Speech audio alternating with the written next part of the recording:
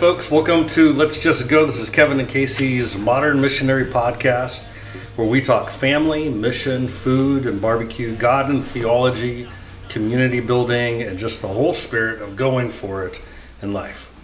Today's topic is rolling into Austin. This is going to be a fun one. This is going to be a funny one. Yeah, this is a good story. But first of all, we should do some updates on our podcasting experience. Right. Go ahead. Okay. So number one, I think we should do a call to action. We're going to do a call to action. We're going to put up a poll that you're going to be able to identify on the Spotify account, at least. Is that right? Or does it also show up on the other platforms? It'll show up on that one at least. Yes. Look for it. And we haven't figured out how to do it. By the time we drop this thing, it'll be on there. It will be there. So when you're listening to it, it's on there. But we've had about 31 consistent visitors to listen to all the podcasts so far. So people know a little bit about the content that we started off. We wanted to know what topics, especially the ones that we mentioned at the very beginning in the intro, would you be more interested or already are more interested in hearing about? Right. And I think that if you've listened to the other podcasts, if there's any questions or missed stories, more information that you want on something, that'd be really cool too as well. Just to recap, we said we're talking about family, mission, food and barbecue, God and theology ideas, community building. So we'll put that up somehow on the poll. Right. I think one of the things is that we want to build communication with our audience, to have engagement with them. So we would love to have questions or answer anything. And that goes to a next thought for me on podcast updates. My best news that I got from someone this last week was, Kevin, I've been down, and listening to this has really been an encouragement to me. That's kind of cool. That is awesome. Yep. And I think ultimately that's what we want our stories to be, our encouragement, give people the courage and bravery maybe to step out and go for it, whether it be something huge or something that you've just been wrestling with, don't know if you want to take the steps to do it, or feel held back or whatever. I think that's the cool thing about this podcast, is we just wanted to encourage you that when you go for it, it makes your life more full, which is what our podcast is about today. I feel like rolling into Austin. Yes. And yes, yeah. Even as you're saying that, though, I am starting to think of some new podcast stories that we can share. So we started writing down a bunch of list of things. And there are some situations where we encouraged people in years past to do something hard, and they did things that we never could do. Right. They were harder than the things that we've ever done. And so it's not like, here, have my courage. It's not that. It's they have it in themselves. There are people stronger, bigger, better, more courageous, ready to step out in greater ways than we ever could. Everybody's I ever could. Got their own thing. Everyone. I just remember it's weird that people have come at times for encouragement from us, but they were the ones that they went and they became champions. And you're like, I would never be able to do what you did. Yeah. So maybe, I guess, just when you have the strength to encourage someone else, use it. Yeah. Because it might trigger what they already got. Even more than yours. That's a good point. I feel like we've given ourselves a good 2 weeks, maybe 3, to kind of get this routine down that we've developed. And I think that we're going to probably end up stepping up our game, but it's kind of nice to, have the things that we really wanted, like sound and music. Those are 2 big things. Our intro. Bring that up a notch. Yeah. Our intro. And all of that. I think that writing on that right now before we up our game a little bit has been a good new starting point. And Bear Script, which was mentioned last time, is up and running. You can find it on YouTube. Yeah. Rolling into it. This is rolling into Austin. Which we did literally. On a rainy day in a U-Haul, in a truck, in a Mazda 626 tagging behind. And like, what was that, 1997? I Yep, believe. 1997. Right. We were just wee babes. And I think the story was the inspired thing for us because recently we did an episode on Mexican basketball, the starting of our family, which occurred when we were in Austin. And we had mentioned coming out of the military thinking we were going to be there for a while. Mm-hmm. And then we also did an episode on what we did with 9/11. And so again, that coming out of the military and into life in Texas was a story surrounding it. And so we were thinking, well, let's talk about how, the moment we actually did leave the military. We were at Fort Benning, Georgia, and then moved to Austin. So that's what this is about. This is that story. And just previewing the aspects of it, I'm thinking this is filled with, we don't know what we're doing. We're supposed to be adults, but we don't know what we're supposed to be doing. We rolled into Austin like the way that we started this podcast. Yeah. Sometimes we do that. But maybe we want to give a little bit more background because there is the part where we started out in Fort Benning, Georgia, and then made our way to Austin. So right. How did we come up with that? So we were at Fort Benning, and I was finishing up the infantry officer basic course. And I just completed it, and I, all of a sudden, through some other training before we got shipped out to Schofield Barracks, it was actually part of airborne school, and there was incident with jumping out of a tower. And my neck paralyzed me, and I ended up actually in the hospital, and they did x-rays on me, and the doctor comes in and he shows me this, and he sort of presented it to me in a way that he was going to let me see it for myself. Mm-hmm. And he showed me the x-rays of my cervical vertebrae, number C7, and he says, do you see a problem with that? And I had a crack, a major crack. A very it's visible crack. Separation. I could identify myself. And I don't remember if it was right then and there, but someone, said, you can't be in the military, you at least cannot be in combat arms with this thing. You're going to be separated from the military. Mm-hmm. So that started the ball rolling of getting a medical discharge from the military. And all of a sudden, we were stuck with this big question mark of what we're going to do in our lives. And I know you wrote down on your list, what now? Right. I wrote that exact same thing down as what now? With our life and everything. What do we do now? Because that's what I remember thinking, oh my gosh, because that wasn't even in my mind at all, that we would not no plan B. Go into the military, not be career military. Mm-hmm. Just like in my mind, like my family, the way I grew up, that's how we were going to raise our kids and all that. And that came to a screeching halt. And it was like, oh my gosh, what do we do now? Right. And it's not just an exasperated, what do we do now? It's an actual question. What? It was what actually, are we going? Yes. I can't do anything. With a little bit of desperation in it because, we weren't going to stay there. So we knew whatever it involved, we were going to be going somewhere else. Mm-hmm. And I think that in a way, at first it was shocking, and then the idea settled in me, and we talked about this. We could go anywhere because we didn't have any real attachment to any place because... Right. I think for me, what I was concerned about is I didn't feel like I knew how to do anything. And I was actually surveying my life and my skills, my abilities of things. And I was thinking, there's nothing that I know how to do.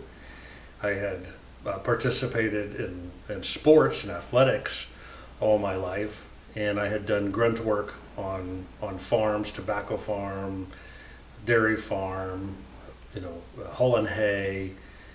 I was strong, but I couldn't think of what I had grown up learning how to do. Yeah. And so I was very concerned with, what am I going to do? Yeah. I think we knew whatever it was, it would probably involve working really hard. But yeah, we had really no idea, no clue what it was going to be.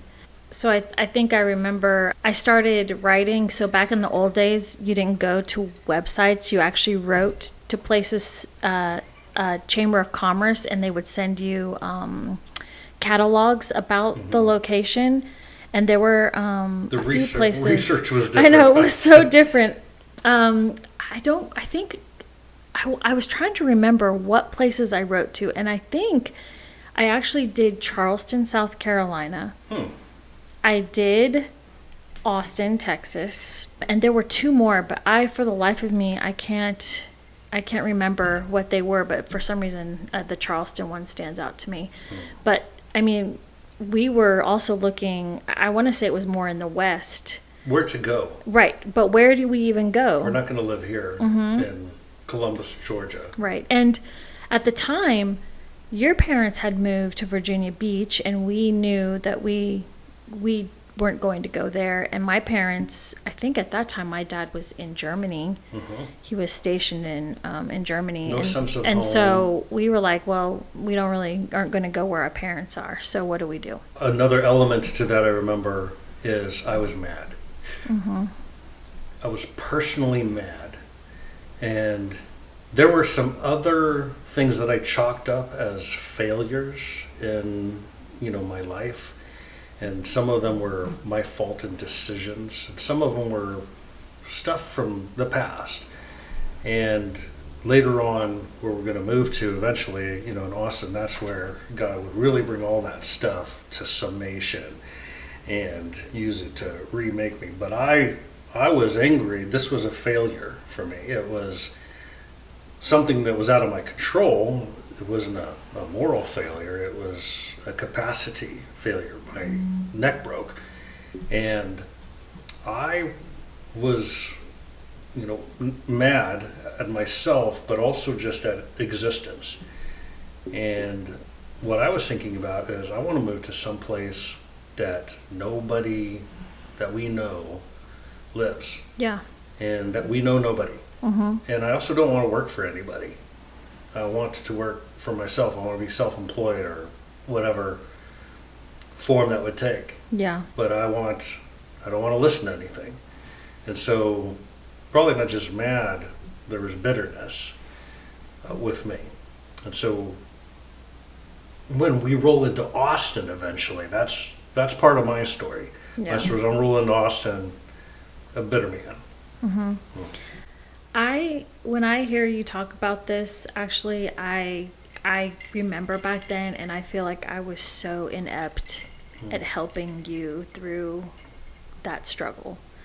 Like, I don't even know how much when I think about it. I know that I prayed for you, but I don't even know how much I actually really took on that burden on myself. For me, dealing with things was, when they get hard, you go to the next thing. You move to the next place, you whatever. And so I feel like my focus actually became getting to the next thing and knowing what we were doing and heading that direction. And I feel like as we did that, I did not pay attention to your struggle. When I hear you talk about it, it actually makes me a little bit sad, because I feel like I could have participated in that and I kind of chose not to. So I think we ought to have a subtitle to our podcast, and it's called Therapy in the Vault. Therapy in the Vault. Yes, we should have a big light that says therapy, the therapist is in, or therapy in session, for sure. Who are you guys giving therapy to? Each other. Yeah. Yeah. For us. Yeah. But like all young we wanted to hear from God when we wanted to know what God's will was, right? Oh, this is good. Yes. And so we came up with this idea, in the Bible, it tells you to fast and pray. And we were like, ooh, okay, let's fast for a week, 7 days. A full week. A full week. Hardcore. Yes. And we would only eat one meal a day, which was rice. And we were going to spend... Boy, and rice tasted good at the end of the day. Not eat it. Yeah.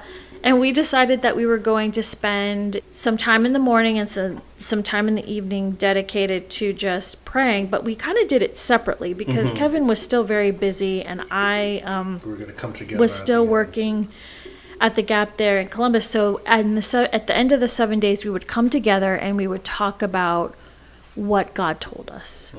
And I remember about Tuesday, I was getting frustrated because how like when you do things and they feel empty, and I didn't think what I was doing was empty, but for some reason I was like I'm getting like even you at that on a point spiritual high. Yes, there was no spiritual high. There was a lot of like begrudging, like trudging, where I was like, okay, why is God not telling me what his will is for this? But anyway.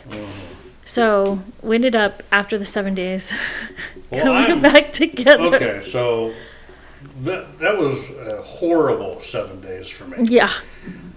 I was hungry, and... we fought a lot. I was grumpy, and you stunk like rice. Oh my gosh. I didn't know anyone could stink like rice. Rice... It wasn't after it starts stinking. It wasn't even sushi rice. It wasn't sticky rice. No, it was like the Mahatma rice. Uncle Ben's long grain don't stick together rice. Don't stick together. Mainland bad. Rice. Mainland rice. Well, right. I think I did so much cussing that week, and I definitely was mean to you. I was picking fights. And I picked a lot of fights back then with other folks. Yep. We should cut that out. I don't know if we should or not. I'll come back to That's truth right there. Okay. Well, it was a bad week. It was a bad week. By my standards. It was discouraging. It was fasting was not working. No, it was like self-imposed God was discouragement. not doing his part. Right. I was doing my part. Right. You probably weren't, but I was. I know. But God was doing his part. No, he wasn't doing his part either. I just felt like it was discouragement. Anyway, we come back together and we're sitting there after 7 days and we sit in the living room and I think you're like, so what did God tell you? And I said, I haven't heard anything. Right, yeah. And then I asked you the God same question. God was not here this week. Right. I asked you the same question. You're like, I didn't hear anything. Nah, and we're like, what does that mean? Yeah, fasting don't work. Right. Well, you know what it meant? Hmm. It meant that we had to freaking make a decision, is what that meant. I think that's all we were left with. Yep. We weren't left with, okay, it doesn't exist. It was nothing like that. It was just... fasting doesn't exist. Or at least we did it wrong. I just thought I did it wrong. I'll show you, think I'm a formula or something, or things are that easy. Right. Yeah, we were left with having to think. To think. And when I think about what the steps are that came next, I'm realizing, boy, that was probably exactly what we needed, is to start thinking. Because there wasn't even enough thought, in the process that followed. Yeah. Well, right. And I feel like that was exactly God's intention, was that we didn't need to hear from him because we already knew how to make decisions. To do what we wanted. Yeah. Mm-hmm. Yeah, the thing that we wanted to go towards. The answer is where I put it in your wanting. Right. Mm-hmm. Exactly. Which is how we got together. Yes. I don't chalk it up as great noble drives or anything like that, but I definitely wanted you. Yeah. And so God used that against us to put us together. It made us overlook a lot. Right. Desire makes you overlook a lot. But we knew we needed to leave Georgia, so we started making plans to then move to Austin. My brother visited at some point when we were at Fort Benning, Georgia. I believe that's true. This was a long time ago. Mm-hmm. But whether that was on a phone call or it was during that visit, I was talking with him. And he said, why don't you paint houses? Why don't you go start your own business and paint houses? Mm-hmm. I was like, why didn't I think of that? And there's a reason, and it's because you and I had an experience before we got married of painting houses. Right. Yeah. We worked on the same crew for a company called College Pro Painters. And this is a different story, but I came and lived with you and your family for a summer. To see if we could get along. And like each other long right. term. Yep.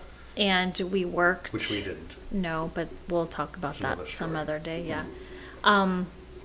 But we worked on a painting crew together, mm-hmm. and worked all summer so hard. Like, I don't know, For like Ross 10-hour days.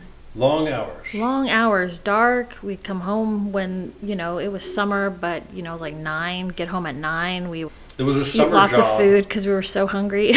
Right, and it was something to keep us busy while we were, checking out whether we could live around each other. Yeah, and we made good money doing that, I remember. We got for a college paid kid. well Mm-hmm. For back then and lots of hours. Mm-hmm. And that was actually a big success story.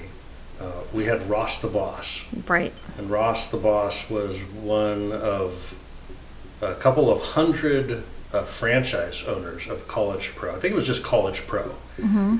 His franchise produced more revenue, painted more houses than all other couple hundred franchises in the nation. And he had, my recollection, he had 3 crews.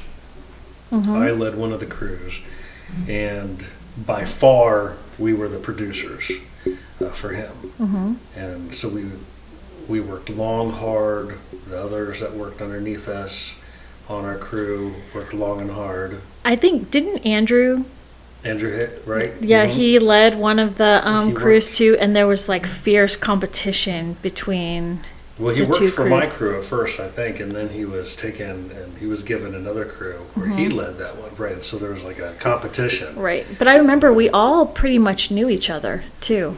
All of us who worked for this company. My brother was on that crew. Wasn't my sister on the crew? For a little bit, I want to say yes. Mm-hmm. You were until we couldn't work together anymore, and then you left to go work on Andrew's crew, right? Yeah, I think I did a couple jobs with his crew. Right. Yeah. But we were successful Yeah. at painting houses, and I was very often on high ladders with spray guns and learned how to cut in windows real well with brushes and learn things about paint and stuff. And when I had been surveying what I didn't know how to do anything, then my brother just saying that, why don't you go paint houses? Mm-hmm. Why don't you start your own thing?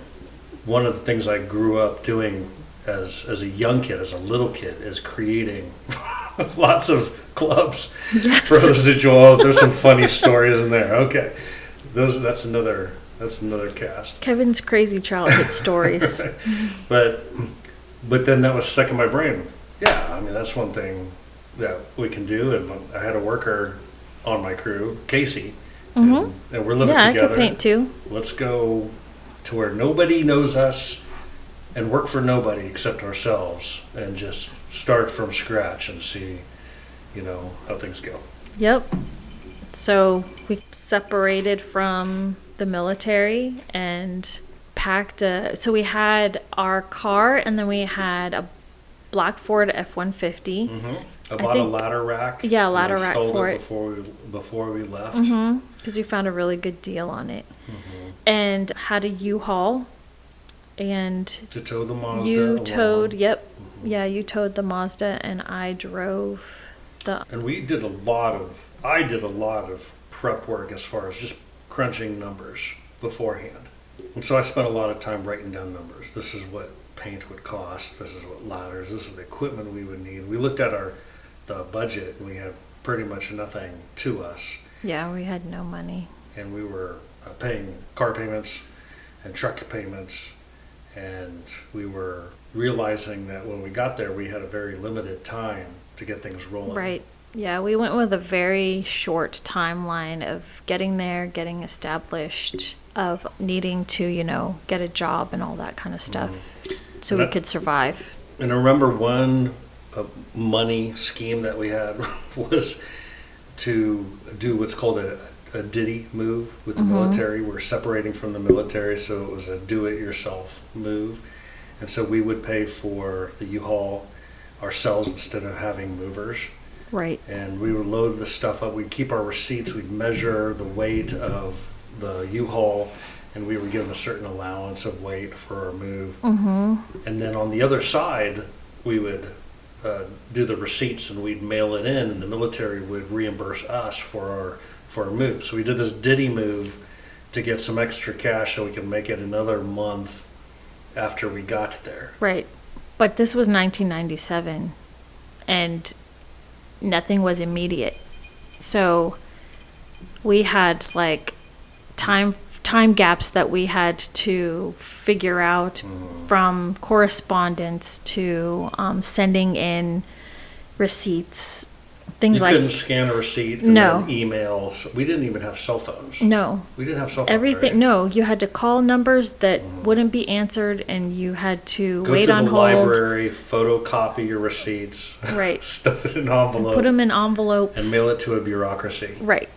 Which took forever. Weeks and weeks. Yeah. I remember making phone calls to them. Have you received this? Well, we don't know if we received it. There's Right. a lot of stuff coming in, and there's a process, and you're like, we never know we're going to get Right. that money.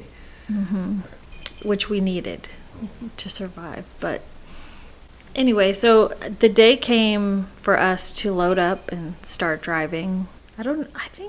Did we do it all in one leg? I think so, yes, Yeah, I because think so. it was the very end of a long drive that Yeah. we got there. And what we were heading towards was Austin, and the plan to start a house painting business Yes. in Austin. We didn't have a job there. We did not pick out a hotel to stay at.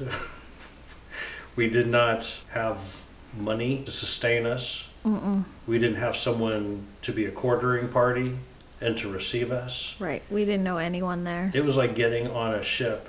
I remember thinking a lot about that. I remember for years afterwards recalling or wondering, imagining what it would be like for those early explorers to get in a ship and be like, you know what, we're going to go west. They're like, that's not a real direction. That's like if there's only 4 directions, west is Right. one of them. It's like kind of like this. Right. And, well, no, we're going to Austin. That is not a plan. No. And it looked like that when we got there. We went through, I remember the storm started hitting as we were going through Houston. Yes. And we hit a lot of rain. A lot of rain, heavy traffic. It was stressful. I remember how stressful, because we were in 2 separate vehicles. And I was driving that truck, which didn't have I remember struggling with the condensation on the windows because of the rain, and trying to keep the windows down just enough so that it wouldn't, build, and then using a jacket or something to wipe off the inside of the, I know that was a really cool truck. It was fun to drive it all that way. But yeah, so we were in separate cars. So I remember having several breakdown sessions where I just by yourself. Yeah, by myself, listening to the radio, crying. We're both suffering on our own. On our not own. knowing about the others. Right. Right. Yeah.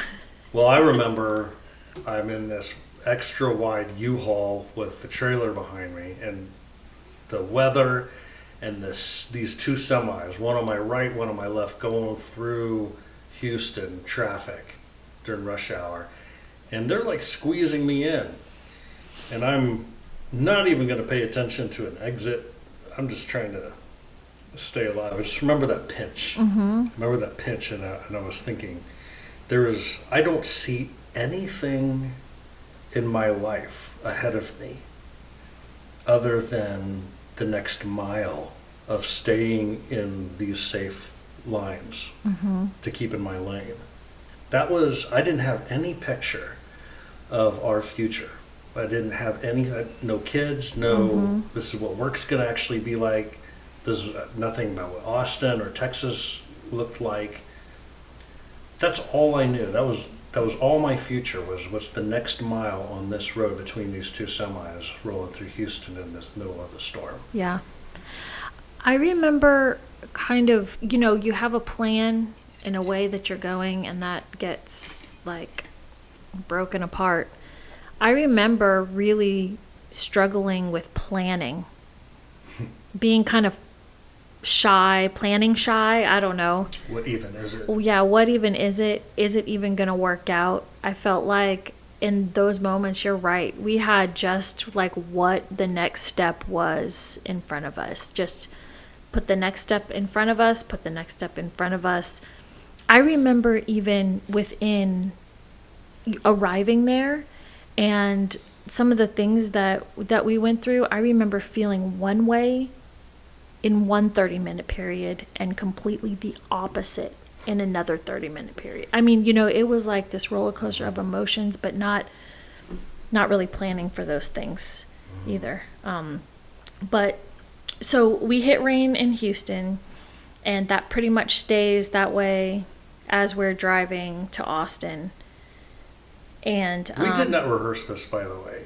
I'm just listening to us as we're talking, and it's like you take a turn and say something, and then I take it. But we both remember all of this. It is so deeply seared in my head. Turns. Yeah, this was a significant thing that happened in our life. The next thing that happened, you were about to say, is like one of the most cherished memories of my entire life. Yeah. Okay, go ahead. No, you do it then. No. Because I'm out. Are you talking about rolling into Austin? Yeah, we roll into Austin, and we go off the interstate. Heavy rain. It's raining so hard. So I follow Kevin. He gets off the interstate, and we drive down a frontage road and turn into it was a strip mall that had a really big parking lot. And big empty parking lot. Yeah. Pouring rain. Yeah. And it's gloomy and it's gray, and the street lights are coming on because it's just about to get dark. And I remember shutting the truck off and being like, oh my gosh. What have we done? What have we done? It was so ugly. I remember in that moment going, oh, we didn't plan what to do next. Right. We had no plan of staying anywhere. Like, why did we choose this parking lot? I mean, it was like Austin. Yeah. That's not. We're here. That's not very precise. No, it's not. At some point, we drive into the Austin city limit, and that was the end of the arrival plan. Right.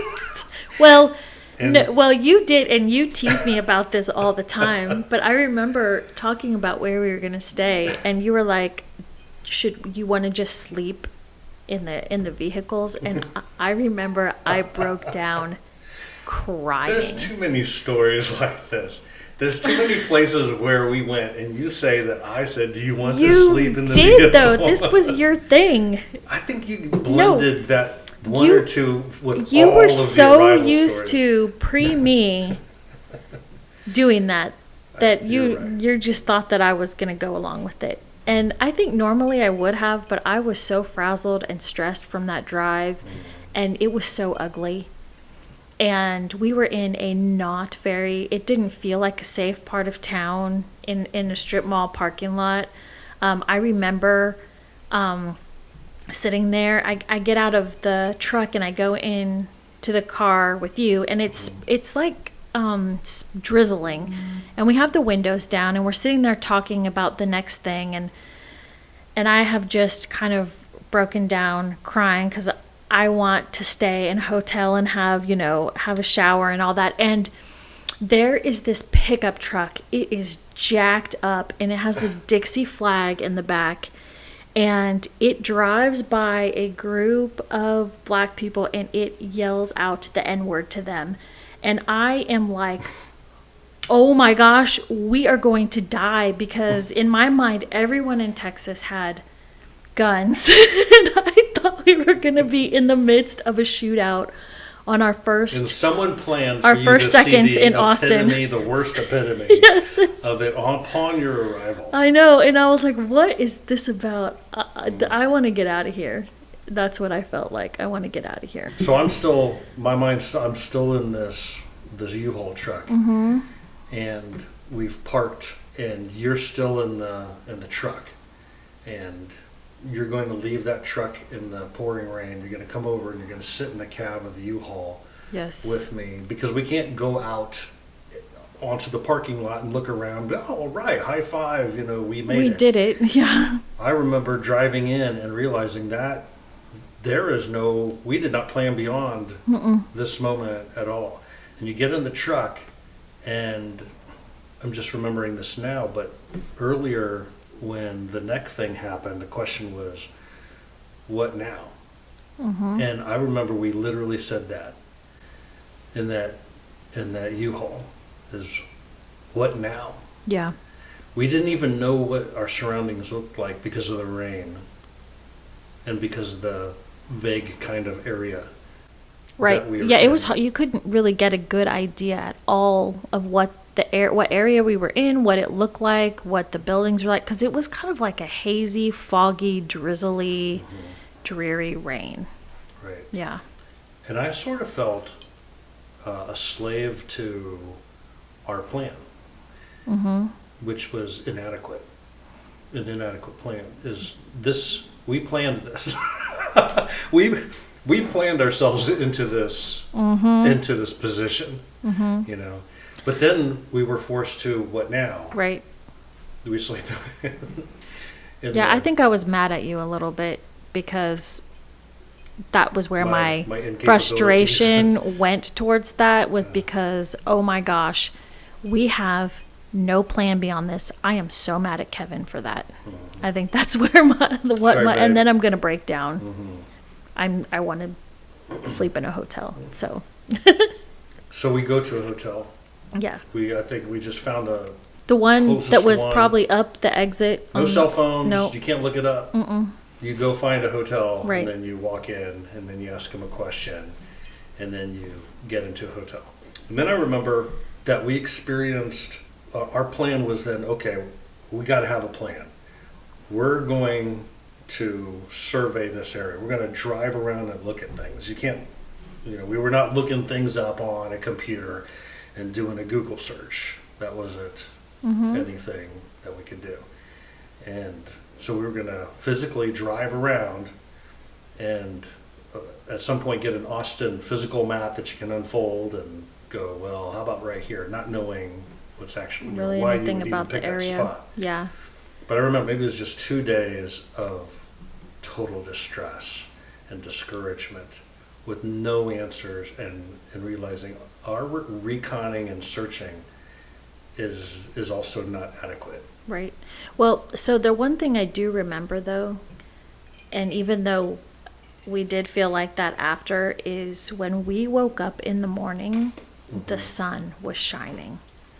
And I remember going outside of the hotel room to look around and see what it looked like with the sun out. And I mean, I couldn't really distinguish. I didn't know where we were. I didn't know. It looked like a, kind of a center, like cement city where we were particularly. But I was so thankful for the sun. I was so thankful for the sun. And I just remember being really grateful for that. And that gave a little bit of inspiration for the day. But we ended up getting in the car and we picked an area that we were going to drive around and look for apartments. And man, I remember it was expensive and the traffic was horrible. And trying to figure out even when we drove, of course we had maps, so we knew we were in the south part of Austin, but we'd stop at different apartment complexes to look and didn't even know what it was close to. So we would get done and then we'd drive around the area, but mostly it was just kind of being discouraged with what we were finding and the areas that didn't seem quite right or we couldn't afford it, so. I remember I think it was the second full day of being real discouraged about what we had not found. And in the evenings, I remember being in a hotel room and being like, the one place I want to live right now is on my knees. And it wasn't like, if I go to my knees, then I'll be, holy or properly appealing to God. It was like, I felt broken to my knees. And it didn't feel scary. I think it was scary, but it was a different form. It was like, you are on your own, and you don't have any answers. And Father Time was going tick, tick, tick, tick, tick, and your hourglass is running out. Yeah. And you haven't got any kind of gear at all. I mean, in the scheme of things, it's just 2 days in, right? But it's like, no, every 6 hours counts. That's what it felt like. And every time we would not like something or, really, I wasn't really wanting to admit it, but I really didn't like Austin very much. I didn't like the feel of it. But I was afraid to admit that too, because we had made this decision to go there. So you're going to kind of like put up fasting right. a break so holy. But you're right. I remember that evening in the hotel room where we just prayed, knowing that pled. we just needed, I remember pleading. Yeah. Telling God that we needed his help to show us. Who we ought to be. Yeah. But I feel like that was it was a moment that was real, because for me anyway, because I expressed like insecurity and the fear and I didn't just not knowing what to do. I didn't even think about this, but you said you woke up the next morning after the first one and there was that sun. And I remember we were there in Central Austin, the hotel. I think it was a second night, and I woke up in the next morning and I had a kind of sun experience, and I just had these words in my mind, and it was like, drive north. Yeah. And you kept saying that. Well, after kind of that day, we were heading back, we were like kind of discouraged, and that was the thing that you said. You're like, we need to go north, and you just stated it. And I was like, north? I didn't know what that meant. I didn't know, are we going an hour north? Are we going 5 minutes north? I was like, how do we know what north? How do we know how far north we're supposed to go? And you were like, we're going to go north. And I was like, I didn't have the memory of that until just as we're talking through this. Yeah. That was... You were insistent on it. Yeah. So we got in the vehicles and we drove north. And we left the skirts of Austin, past Pflugerville, into Round Rock. Right, which, as we were driving north on 35, it was like, this is beautiful. Like, all of a sudden, you could see space. You could see the countryside, even. At that point, it's probably not even countryside anymore, but at that point, you could see space in between things, and you're like, oh. Right. And we drove around and we saw that there were a lot of new apartment complexes that were put up, and there was some new build there.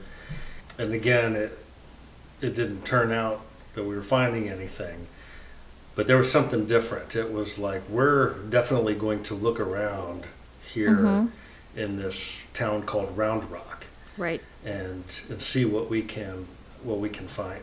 All I know is I remember checking into the hotel that we stayed at, because I think it was relatively new, because like you said, there was a lot of new building stuff going on. And it was affordable for us, and it was really nice. And I remember walking into that room, and it had a big window, and it wasn't super musty like the other hotel room, and it was like this is where we start afresh. This is it. This is where it begins. Even though it had begun already, but you know what I mean. I felt like, okay, this is place number 2 that we are gonna go and do the things we need to do. We didn't find answers that day, but I remember that night was another distressful night, and I was on my knees and I was, pleading to the invisible God who would hear stuff like that. Do what you can do, because I don't know what I'm doing here. And thinking that the next day was going to be filled with me not knowing what to do in order to catch gear. So that was another distressful night. And then the morning, we were lying in bed, and the phone to our hotel room rings. Right. And we had slept in, I think it was like 9 a.m. or something. And I answered the phone, and it's a guy asking for Mark. Is this Mark? No, this is not Mark. He's like, oh, sorry. I think this is a hotel, right? I think Mark was staying here last night. We have an apartment, and I was, going to relay our apartment deal that we've got for him. And I was like, well, tell me more. And he says, well, I mean, we're opening up, was it Palm Valley? Yeah, and he explained to you that because they were brand new and newly opening, that they had this deal where you got 2 months free rent and upfront, and they also threw in a washer and dryer for you, right? For free. If you sign a lease, sign a 1-year lease. Yeah. 1 or 2 year lease. I don't remember. I think it was 2. It was a 2-year lease. Yeah. Well, is that open for us too? Yeah, we're like, we're looking for an apartment. And, I think back on it, and I'm like, did these guys just know that all the people looking for apartments are living, for the night in these hotels? I mean, not everybody in the hotel could be in that same situation, and eventually they're going to be shut down for just cold calling these things. I think he was looking for Mark. Yeah. But I mean, the timing was just, 2 months free. I know. I mean, we could use our 2 months that we have to survive to buy our groceries. Yeah, that was... to start our booming painting business that we know nothing about. I think one of the discouraging things going to Round Rock too was, of course, we had no idea where anything was really. We had started talking about a plan. We needed, I think one of the things we could not stay in a hotel another day. We needed to find a place to live. The next night needed to be free. Yeah. Yep. I mean, think of how close we were to being homeless. Yeah. We're that pinch. To actually sleeping in our car. That's true. We were just fine. We had plenty of vehicles. We would have survived. We had 3 vehicles. 2 for real and 1 for rent. But... so we went and checked it out. Yeah, and it was they paradise. were so nice. And they're like, you're going to give us 2 months free? And we went and looked at our spot, and it wasn't, a money pit in disguise. It was an brand amazing complex. Swimming pool, hot tub. Well, and also the unit they had for us, they're like, well, let us show you what we have. And they took us to the apartment with the lanai or patio that looked out over Brushy Creek. And I was like, where Mexican basketball was. in the world. Right. And it was like, God just was like, not only am I going to have someone call you about this apartment, but you're going to get a view to boot. with the water running, just this peaceful. It was peaceful. It was like What if when you a sanctuary. What if when you fast and you pray, what you are targeting is not up to you? What if when you're fasting and praying, that what is targeted is something that you know nothing about? Yeah. What if we were fasting and praying for that? And there's no way for us to know that until 25 years later. Well, yeah. We're sitting around some microphones recounting it. Mm-hmm. Yeah. Well, I think that was, it was an encouragement that was needed, because of how unanchored and how untethered it was to just be not attached to anything. Yeah, an encouragement in one sense, but I mean just the provision. Yeah, provision. Yeah. Yeah. And so now we have 2 months. Right. And we've got the remaining monies to start this thing that's going to sustain us, that we know nothing about, the business. Right. But also, so I worked at the Gap in Columbus, and my manager said that she would reach out to the manager in Austin at the Arboretum. And I wasn't sure if she was going to do that or not, because she didn't do it when I was still working there.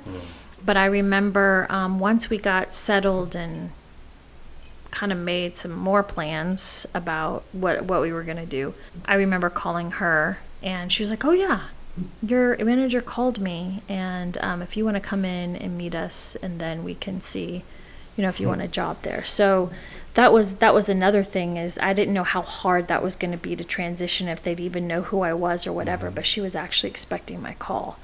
Wow. So I was able to start work not too long after we moved there at the Gap. Yeah. Yeah. And then I started looking up, back in the day you went and you got a newspaper and you found out things that were being, sold, that were used. And I had to buy, I didn't have any work, but I knew I needed ladders, and I knew I needed a couple of good paintbrushes made by Purdy. Right. And I needed a paint sprayer, electric one of those expensive, high quality paint sprayers. And I knew that I needed a storage unit. And so I was searching for all these things and kind of accumulating them and putting them in a storage space. And I do remember that getting a storage unit was a big step. It's like, okay, we just bought into a monthly rental. I think it was a year requirement into it. And I'm buying this stuff, but I have to have an actual clientele. We didn't know anybody there. It's not like we called up our friends. Right. And we asked for references. It's not like anybody in the entire world there knew who we were. And we're going to start a business. Yeah. This is because there was nobody there. Yeah. That we knew. Right. Yeah. And I'm remembering in my mind that I know that you went then to the Round Rock Sherwin-Williams there, yep. And you started to frequent it and got to know the guys that worked there. And you went there and gave him your card, and he began giving people who would come in for recommended painters, he started giving them people your card. Right. Now that was a little bit after you got your first couple jobs, but I remember that was a really cool thing because they had a list of a stack of cards that they would recommend. People came in, they said, who's your top guy, and who's your cheapest, least expensive, and of course we were an unknown quantity, but I did make an early connection and early impression and friendship with those guys. And I went in and I said, I'm making a sign.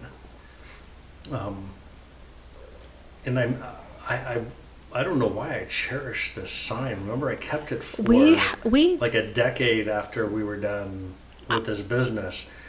It was a house painting sign that you just put in the yard, and it said Schmidt's Painting. Yeah, we had that for a long time. A logo, it had like a combination of an S and a P. It's silly. Yep. But it was Schmidt's Painting, and there it had my phone number. Boom, boom, boom. And it was just 7 numbers. Wasn't it just 7 numbers? Yep. Didn't have an area code? Because back then you didn't. No, I think it did have an area code. Did it have an area code? Yeah. Okay. Well, phone number, and then it said quality paints and materials, insured and guaranteed. And I think I learned that that's not what everyone was doing. People were not buying the top end paints for their jobs all the time.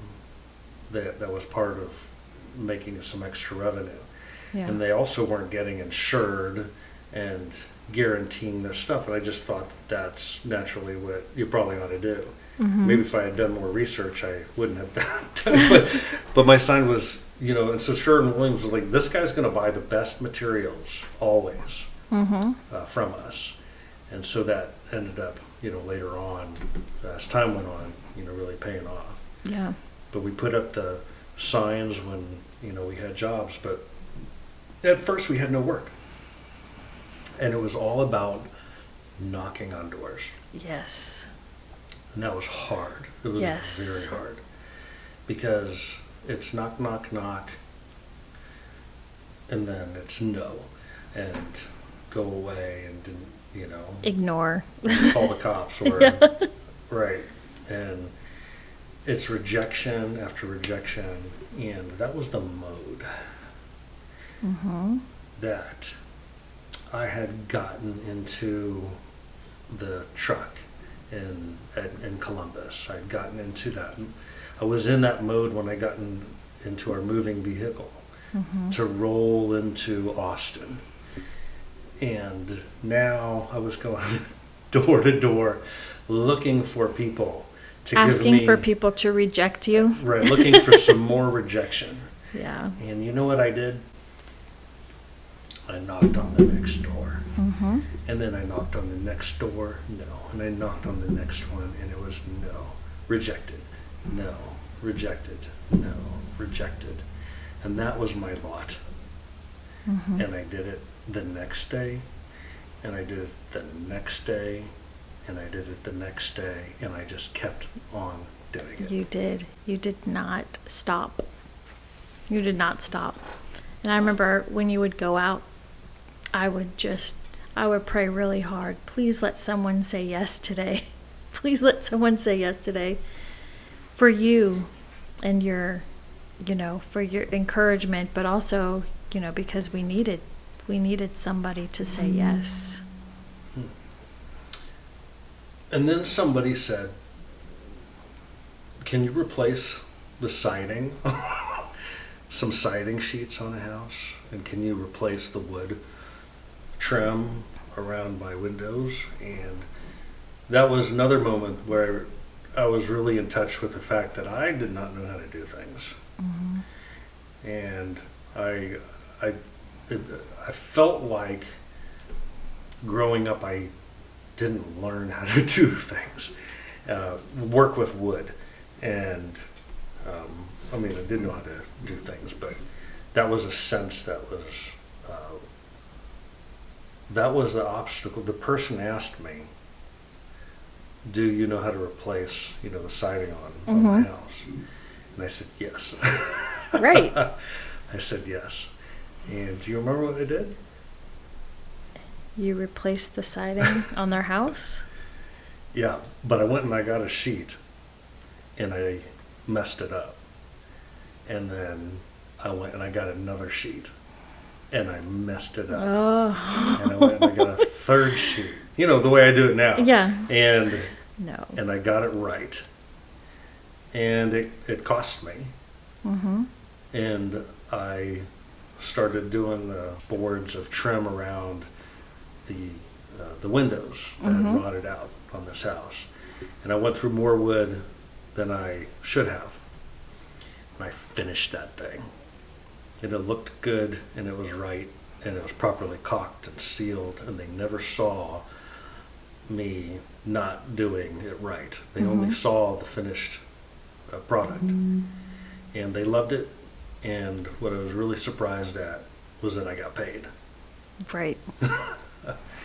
And, you know, the Sherwin-Williams guys, they were like, the painters around here, they get paid about 4 out of 5 times on a job, if you're lucky. You know, that's kind of the rate. They have a lot of trouble with getting paid. And I was 1 for 1. Right. And I got paid for that job.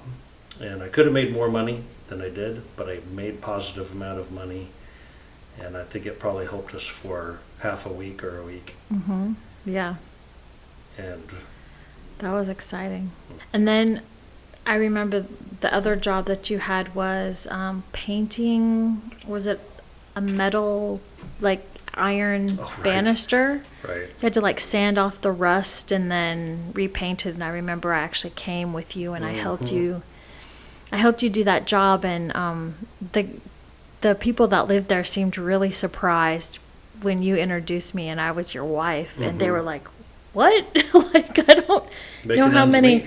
Right, I don't know how many people take their wife with them to help them do painting, but I remember helping you with that job. But I think that was probably one of the only jobs I helped you. I helped you paint. Yeah. The painting was mostly you. And the rest is history. There's a whole story after this that has to stand on its own. But we became successful in what we were doing in that area. We were put at the top of the reputation of the painters. We were always the first and top. Crew handed out by the stores. We stopped advertising. Right. And everything was word of mouth. And that would take a while to get to. But boy, we were at pretty much 0 and scraping by and being all about not knowing at all what we were doing. Just putting one foot in front of the other and moving forward. But the other thing I was going to say, though, is that in all of your time of painting, did you ever not get paid for a job? In the years that we painted, there was never a single job that I didn't get paid for. Yeah. Not a single one. No, Yeah. it was unheard of. And it's not even about how good of a painter, the odds, you know, were also had to be in our favor. That's rolling into Austin. Rolling into Austin. Whew, that was tough for me to go through. That's good. I like this whole idea of therapy in the vault. Yeah. Therapy in the vault. Yep. That is a good one. Rolling into Austin. So many lessons in that story. And I think there's a story in between this one and the one that we did titled Mexican Basketball. And that is the house in Round Rock. Right. Is our life there that really shaped and transformed in many ways our spirit, which leads to what we are today. Well, Cool. thanks for recounting that with me, my dear wife, my partner in crime. You know what? I would do it again with you over and over. Anyhow, rolling into Austin. Catch you guys next time on Let's Just Go. All right, See you peace. later. Bye. You got this.